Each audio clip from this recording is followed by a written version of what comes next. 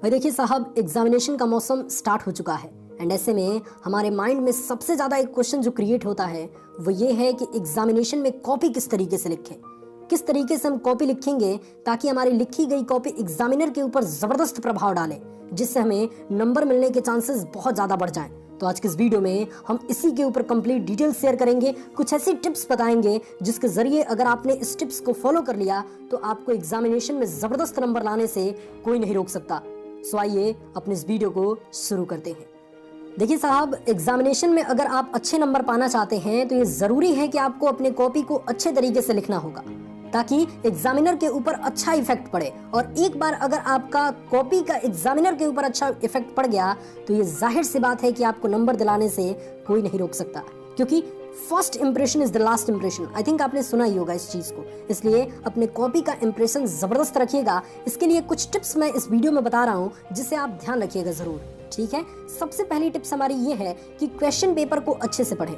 भाई देखिए, question paper एक बहुत ज़्यादा इंपॉर्टेंट चीज़ है। अगर आप अच्छे तरीके से लिखना चाहते हैं तो आपको पता रहना चाहिए कि इस क्वेश्चन पेपर में जो आपको मिला है उसमें कौन कौन से क्वेश्चन आपको आ रहे हैं, कौन कौन से क्वेश्चन नहीं आ रहे हैं। मैंने कई बार ऑब्जर्व किया है कि क्वेश्चन पेपर मिलते ही कई स्टूडेंट सॉल्व करना शुरू कर देते हैं। ये बहुत गलत बात है। इससे क्या होता है कि ज़रूरी तो नहीं है कि सारे क्वेश्चन आपको क्वेश्चन पेपर में आते होंगे, तो कई क्वेश्चन आते हैं, कई क्वेश्चन बीच में ही नहीं आते हैं, कई क्वेश्चन उसके बाद आते हैं। तो ऐसे आपने एक क्वेश्चन यहाँ पे लिखा, फिर दूसरा क्वेश्चन नहीं आ रहा, तीसरा क्वेश्चन उसके सामने लिख दिया, तो इस तरीके से गलत इफेक्ट पड़ता है एग्जामिनर के ऊपर। सबसे पहला आपका काम क्या रहना चाहिए? सबसे पहला एक काम रहना चाहिए कि क्वेश्चन पेपर को अच्छे से पढ़ें। इससे आपको आइडिया लग जाएगा कि कौन कौन से क्वेश्चन आपको आ रहे हैं और कौन कौन से क्वेश्चन नहीं आ रहे हैं, और उसे आप टिक कर लीजिए पेंसिल से। और उसके बाद आप लिखना शुरू कीजिए और अपने माइंड से पूछिए कि क्या मैं शुरू से लेकर लास्ट तक लिखूं या फिर लास्ट से लेकर शुरू तक लिखूं, ठीक है। क्वेश्चन पेपर पढ़ने के बाद आपको समझ आ जाएगा कि आपको स्टेप बाय स्टेप किस तरीके से लिखना है। तो सबसे पहला काम आपका होना चाहिए कि आप क्वेश्चन पेपर अच्छे से पढ़ें और उसके बाद से अपने कॉपी को लिखना शुरू करें, ठीक है। दूसरा हमारा टिप्स ये है कि हैंडराइटिंग सही रहनी चाहिए आपकी। भाई देखिए, किसी भी अगर आप बोर्ड एग्जाम के या फिर सेमेस्टर एग्जाम के स्टूडेंट हैं तो इसके लिए चाहिए कि आपको अपनी हैंडराइटिंग सुधारनी होगी। ये कैसे होगा? ये ऐसे होगा कि जब आप तैयारी कर रहे होंगे तो आप जितने भी टॉपिक्स को पढ़ें उसे एक बार लिख जरूर लें। लिखने से क्या होगा कि वो टॉपिक तो आपका क्लियर होगा ही, लेकिन जो हैंडराइटिंग है वो भी आपकी सुधरती चली जाएगी। इसलिए अपनी हैंडराइटिंग सुधारिए, ये बहुत मेजर पॉइंट है। इससे नंबर काफ़ी इंक्रीज होते हैं, क्योंकि जब एग्जामिनर को कोई भी चीज़ आपकी लिखी हुई समझ ही में नहीं आएगी तो आपको नंबर कैसे देगा। इसलिए ये जरूरी है इसके लिए कि आपकी हैंडराइटिंग अच्छी होनी चाहिए। ये एक बहुत अच्छा इंप्रेशन आपका क्रिएट कर सकता है एग्जामिनर के ऊपर, ठीक है। तो ये दूसरा पॉइंट है कि अपनी हैंडराइटिंग को सही रखिएगा अपने कॉपी में। तीसरा सबसे इंपॉर्टेंट चीज़ ये है कि लॉन्ग आंसर को पहले लिखिए। भाई देखिए, मैंने कई बार ऑब्जर्व किया है स्टूडेंट्स को कि कई बार ये होता है कि शुरू से लिखना स्टूडेंट प्रारंभ कर देते हैं। ये भी कोई गलत बात नहीं है, क्वेश्चन शुरू से ही करना चाहिए ताकि सिस्टमैटिक रूप से चीज़ों को एग्जामिनर जो है वो चेक कर पाए, या फिर लास्ट से लेके शुरू तक करते चले जाना चाहिए।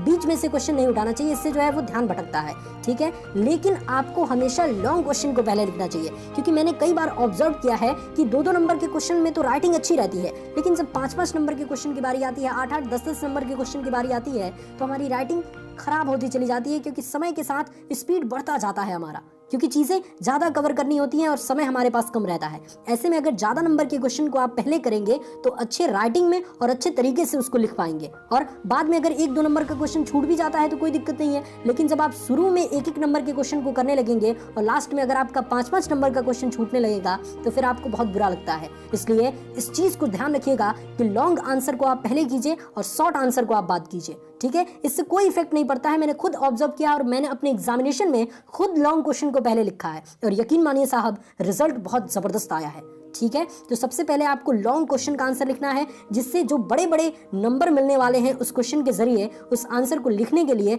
वो आपको अच्छे तरीके से मिल पाए और आपके परसेंटेज ज़्यादा इंक्रीज हो पाए, ठीक है। चौथा और लास्ट टिप्स हमारी ये है कि हेडलाइंस के साथ आप किसी भी टॉपिक्स को समझाने की कोशिश कीजिए, लिखने की कोशिश कीजिए उसमें। देखिए, हेडलाइंस एक ऐसी चीज होती है जो हेडलाइंस ही एग्जामिनर आपका देखता है, क्योंकि इतना बड़ा बड़ा क्वेश्चन उसके पास टाइम नहीं रहता है एग्जामिनर के पास कि आपके पूरे कॉपी को अच्छे से पढ़े।